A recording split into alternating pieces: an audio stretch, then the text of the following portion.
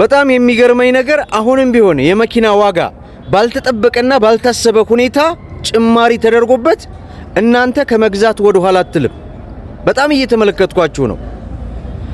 ምክንያቱም በአሁን ሰዓት ላይ ነጋዴው አድማ አድርጎ የመኪና ዋጋን በጣም ጭማሪ አድርጎበታል።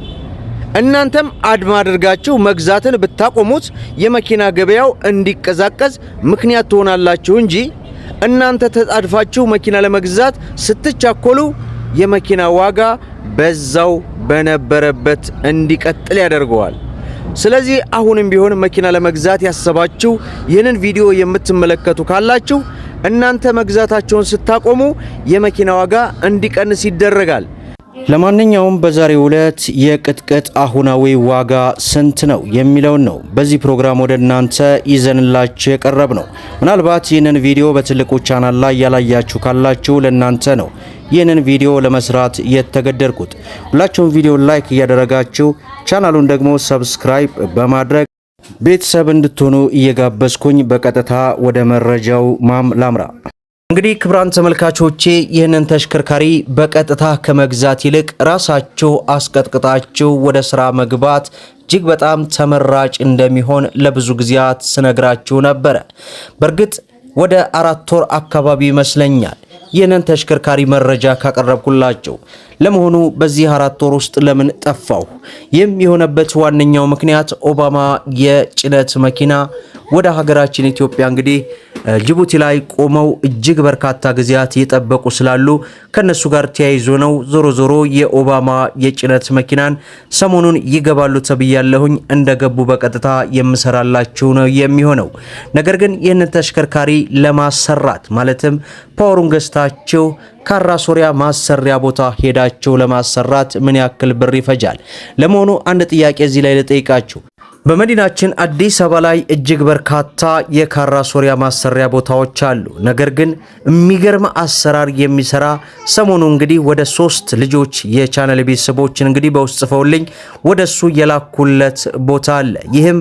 ይህም ዘካሪያስ ካራ ሶሪያ ማሰሪያ ይባላል። እጅግ በጣም የሚገርም ዲዛይን አድርጎ የሚሰራ ብዙ ነገሮችን ከሌሎች የካራ ሶሪያ ማሰሪያ ቦታዎች ጥራቱን የጠበቀ ነገሮችን ተመልክቻለሁ።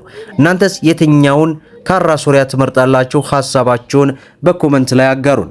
እንግዲህ ይህንን ተሽከርካሪ በተለይ አሁን ላይ የተለያዩ የመሸጫ ቦታ ላይ በእርግጥ የኦባማ የጭነት መኪና 00 ማለት ነው ባለ 1 ፊልትሮ ባለ 2 ፊልትሮ የሚሉ ልዩነት ለገበያ የሚቀርቡ አሉ።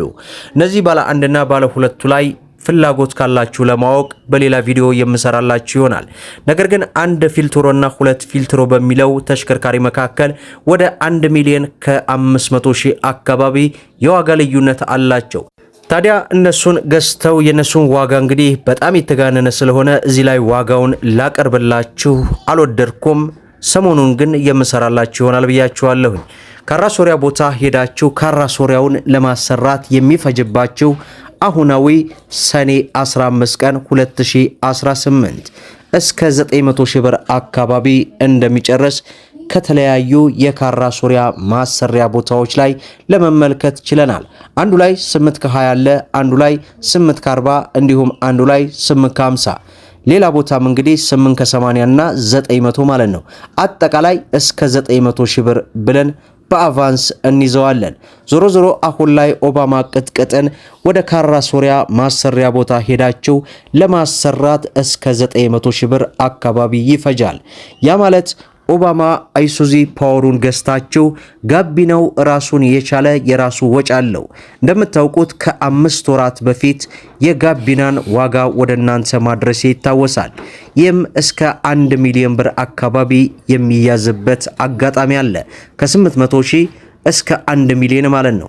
ያ ማለት ፓወሩን ገዝታችሁ ካራ ሶሪያ ስታስገቡት ራሱን በራሱ የሚችልበት አማራጭ ይኖራል ማለት ነው። ያ ማለት ኦባማ የጭነት መኪናውን የገዛችሁበትን ዋጋ ያለ ምንም አይነት ተጨማሪ ወጭ ሙሉ በሙሉ ቅጥቅጥ አድርጋችሁ መውጣት ትችላላችሁ ማለት ነው። ይህ ደግሞ እዛው ካራ ሶሪያ ማሰሪያ ቦታው ላይ ጋቢናውን ሊገዟችሁ ይችላሉ። እንዲሁም ደግሞ ሌላ ቦታ ፈለጋችሁበት ቦታ ሄዳችሁ ጋቢናውን መሸጥ የምትችሉበት ፕሮባቢሊቲ አለ ማለት ነው። ዛሬ እንግዲህ የብዙዎቻችሁ ጥያቄ የሆኑትን ኦባማ ቅጥቅጥ የህዝብ መኪና አሁናዊ ሰኔ 15 ቀን 2018 ምን ያክል ብር ይፈጃል የሚለውን መረጃ ነው እንግዲህ ዛሬ ይዤላችሁ የቀረብኩት። ሌላው ተቀጥቅጠው ለገበያ የሚቀርቡ ኦባማ ቅጥቅጥ መኪኖች አሉ። ዋጋቸው እጅግ በጣም ሰፊ ልዩነት አለው። እንግዲህ ዋጋቸውን ከፈለጋችሁ በዚሁ አጋጣሚ ልንገራችሁ።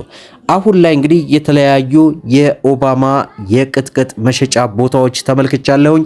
እስከ 10 ሚሊዮን 700 ሺህ ብርም 10 ሚሊዮን 900 ሺህ ብርም የሚጠሩ አሉ። ይህ ማለት እጅግ በጣም የተጋነነ የዋጋ ልዩነት በመካከላቸው አለ ማለት ነው። ለዚያ ነው እኔ በተደጋጋሚ የምነግራችሁ ራሳችሁ ፓወሩን ገዝታችሁ የምትፈልጉት ካራ ሶሪያ ቦታ ወስዳችሁ አስቀጥቅጣችሁ ወደ ስራ መግባት የምትችሉበት ጥሩ አጋጣሚ ነው የምላችሁ። እዚህ ላይ ሁለት የምታተርፉት ነገር አለ። አንደኛ ገንዘባችሁን ታድናላችሁ። ሁለተኛ ራሳችሁ እያያችሁ ከመሰረት እስከ ፊኒሽንግ ድረስ በሚገርም ማቴሪያል ተሰርቶላችሁ መኪናችሁ እጃችሁ ላይ ተረክቦ ትመለከታላችሁ ማለት ነው። ስለዚህ ራሳችሁ ፓወሩን ገዝታችሁ ካራ ሶሪያ ቦታ ማሰሪያ ቦታ ሄዳችሁ ራሳችሁ አስቀጥቅጣችሁ ወደ ስራ ብትገቡ እጅግ በጣም ትርፋማ ትሆናላችሁ። እናንተስ የሚሰማችሁ ሐሳብ አስተያየት ምንድነው የሚለውን ኮሜንት ላይ አስቀምጡልኝ።